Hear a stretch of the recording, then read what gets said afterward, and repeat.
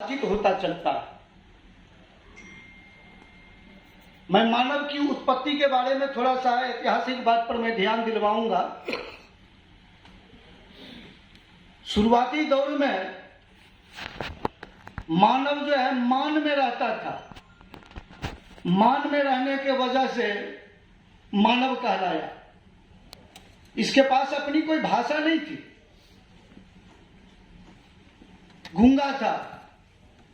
जब व्यक्त किया तो व्यक्ति कहलाया। अब बुद्धि का प्रयोग किया, अब मान में रहा तो बुद्धिमान कहलाया। जीविका की खोज में गया, बुद्धि का प्रयोग किया तो बुद्धिजीवी कहलाया। और व्यक्त करने के बाद व्यक्ति कहलाया। तो जब भारत के संविधान को आप जब गौर से देखेंगे, उसमें अभिव्यक्ति लिखा हुआ है, नागरिक शब्द लिखा हुआ है, उसमें मनुष्य शब्द नहीं है लिखा हुआ, आदमी शब्द नहीं है लिखा हुआ। जब इस तरह के धीरे धीरे करके बुद्धि का जब प्रयोग हुआ तो दुनिया में चालाक आदमी आया और मानव को डिवाइड करने लग गया। मानव से आदम के संतान को आदमी कहा और मनु के संतान को मनुष्य कहा। इस तरह से मानव को बांटना चालू कर दिया और मानव बंटने लग गया। आप एंशिएंट हिस्ट्री में देखेंगे, जितने भी राजा है उसके नाम में कोई टाइटल नहीं है।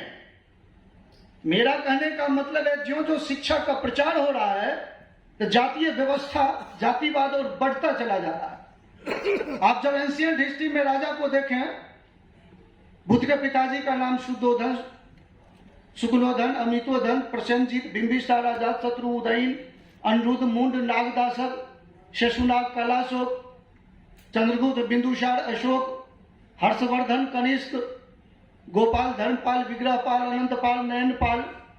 किसी भी राजा के नाम में वर्तमान का जो टाइटल है वो टाइटल नहीं है। जो आज टाइटल हम लोग विभिन्न जातियों में बट करके बटे हुए हैं, वह टाइटल नहीं था। उस समय में गण व्यवस्था था। 16 महाजन पद था। लिच्छवी गणराज्य, शाक्य गणराज्य, मौर्य गणराज्य। इस समय जाति व्यवस्था नहीं थी, एक दूसरे में शादी होती थी। और ज्यों ज्यों हम आगे बढ़ते चले जाते हैं, जातियों में बढ़ते चले जाते हैं। यहां तक कि ब्राह्मणों के नाम में भी द्विवेदी, त्रिवेदी, चतुर्वेदी नहीं है। दयानंद सरस्वती, शंकराचार्य, लाला लाजपत राय, रविंद्रनाथ टैगोर, किसी के नाम में द्विवेदी, त्रिवेदी, चतुर्वेदी नहीं है लगा हुआ।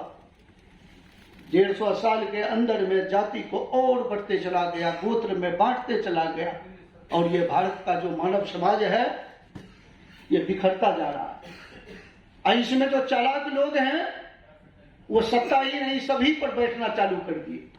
अंग्रेज शासन कैसे किया?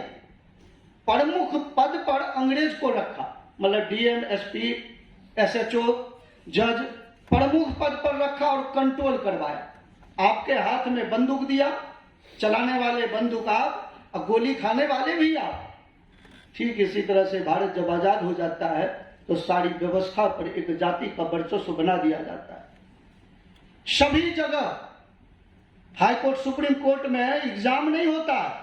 ये आजाद भारत का, हम लोग अंग्रेज से आजाद हुए और ये जमीन जायदाद मुट्ठी भर लोगों के पास में गया। शेष आदमी को आजादी मिली नहीं। कभी हम अंग्रेजों के गुलाम, मुगलों के गुलाम, शक, हून, कुषाण, लोधी, सैयद, सभी के गुलाम होते चले गए। हम गुलामों के गुलाम होते जा रहे हैं। बहुमत का शासन कहते हैं। बहुमत का शासन SC, ST, OBC जो अन्य लोग हैं, ये बहुमत के शासन में कहां पर हैं?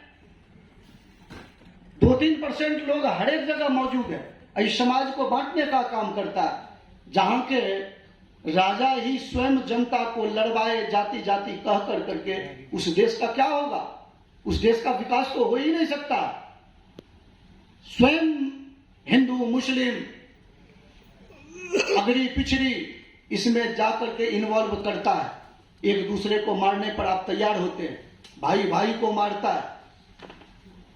ज्यों ज्यों शिक्षा का विकास हो रहा है त्यों तो और हम कट्टर जातिवादी होते जा रहे हैं, और इस तरह से हमारी जो व्यवस्था है वह व्यवस्था बिगड़ता चला जाता है। यहां पर एक नागरिक शब्द का भी उल्लेख है। नागरिक शब्द पाली भाषा में नाग का अर्थ होता है मानव, नाग से नागरिक बना है,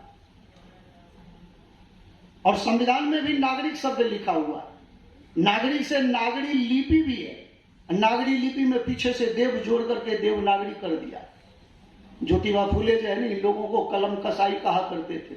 किस तरह से सांस्कृतिक घोटाला हो जाता है वो समझने की बात है। जैसे बुद्ध से बुद्धू है क्या, ये इसको बोलते हैं सांस्कृतिक घोटाला। बुद्ध से बुद्धू का प्रचार किया। मुहावरा जब आप गौर करेंगे तो मुहावरा में आपका इतिहास है। जैसे इतिहास कहेगा धरती जो है ना शेष नाग पर टिका हुआ। शेष नाग का मतलब क्या है? शेषुनाग वंश था जिसकी राजधानी वैशाली हाजीपुर, शेषुनाग वंश था। कर्नल जेम्स टार्ट के हिस्ट्री में लिखा हुआ है मौर्य लोग भी जो है वो तक्षक नागवंशी थे। यहाँ के जितने भी लोग हैं वो नागवंशी हैं, लेकिन इनको अलग अलग बांट कर करके समाज को पूरा विसंगति में कर दिया गया। अब हम लड़ते रहे पूरी जिंदगी, मलाई जिसको खाना है वो बैठा हुआ है, वो उस दंगा फसाद में नहीं जाएगा। दंगा फसाद में हम लोग जाएंगे। अपने भाई ही अपने भाई को गोली मारते हैं। तुम ऊंची जाति का है, मैं नीची जाति का हूं, मैं ऊंची जाति का हूं। यही वर्चस्व की लड़ाई चलता रहता है। समय का लिमिटेशन है, इसलिए मैं अपनी बातों को विराम देता हूं। पुनः आप लोगों को एक बार नमो बुद्धाय।